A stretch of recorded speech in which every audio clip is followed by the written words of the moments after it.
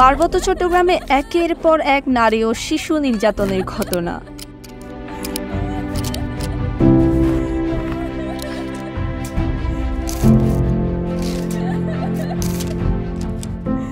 আমরা গভীর উদ্বেগের সঙ্গে লক্ষ্য করছি যে সম্প্রতি আমাদের পাহাড়ে নারী ও শিশুদের উপর একের পর এক নির্যাতনের ঘটনা ঘটছে।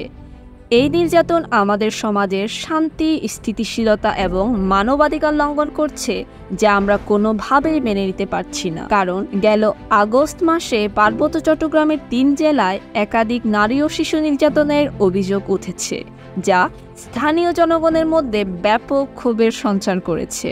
যেমন নাইক্ষ্যংছড়িতে ধর্ষণের চেষ্টার অভিযোগ, রাঙ্গামাটিতে স্কুল ছাত্রী ধর্ষণ চেষ্টার অভিযোগ, খাগড়াছড়িতে নারী ধর্ষণের অভিযোগ। বান্দরবান জেলার নাইক্ষ্যংছড়ি উপজেলার ঘুমদুম ইউনিয়নে ৯ নং ওয়ার্ডের এক তঞ্চঙ্গা নারী ধর্ষণের চেষ্টার শিকার হন বলে জানা গেছে। গত ২৩ আগস্ট বিকাল আনুমানিক ৩টার দিকে ওই নারীর নিজ বাড়ি থেকে জমে যাওয়ার পথে এক বহিরাগত স্যাটেলার বাঙালি মোহাম্মদ ফারুক কর্তৃক এ ঘটনার শিকার হন। স্থানীয়দের সহযোগিতায় তিনি কোনো রকমে পালিয়ে পার্শ্ববর্তী গ্রামে আশ্রয় নেন এবং গ্রামবাসীকে বিষয়টি জানান। পরে এলাকাবাসী দ্রুত ঘটনাস্থলে গিয়ে মোহাম্মদ ফারুককে আটক করে এবং পুলিশে সোপর্দ করেন।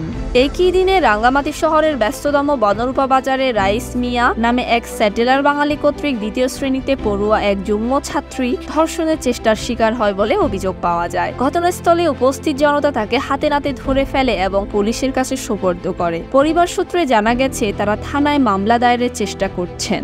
এর আগে ২২ আগস্ট খাগড়াছড়ি জেলার রামগড় উপজেলার পাতাছড়া ইউনিয়নের ৩ নং ওয়ার্ডের তালতরিপাড়া এলাকায় এক চাকমা নারী ধর্ষণের শিকার হন। অভিযোগ অনুযায়ী ৮ জন স্যাটেলার বাঙালি তার বাড়িতে ঢুকে ৭ জন তাকে জোরপূর্বক পার্শ্ববর্তী জঙ্গলে নিয়ে যায় এবং সেখানে ধর্ষণ করে। ঘটনায় অভিযুক্তদের মধ্যে ৩ জনকে ভুক্তভোগী পরিবার চিহ্নিত করতে পেরেছে। এই রিপোর্ট লেখা পর্যন্ত জানা যায়নি যে এ ঘটনার সাথে জড়িত কাউকে গ্রেপ্তার করা হয়েছে কিনা। এ ধরনের একের পর এক নির্যাতনের ঘটনায় পার্বত্য চট্টগ্রামের স্থানীয় পাহাড়ি জনগণের মধ্যে আতঙ্ক বিরাজ করছে। নিরাপত্তা ব্যবস্থা জোরদার করার পাশাপাশি অভিযুক্তদের দ্রুত শাস্তির আওতায় আনার জন্য তারা প্রশাসনের প্রতি আহ্বান জানিয়েছেন।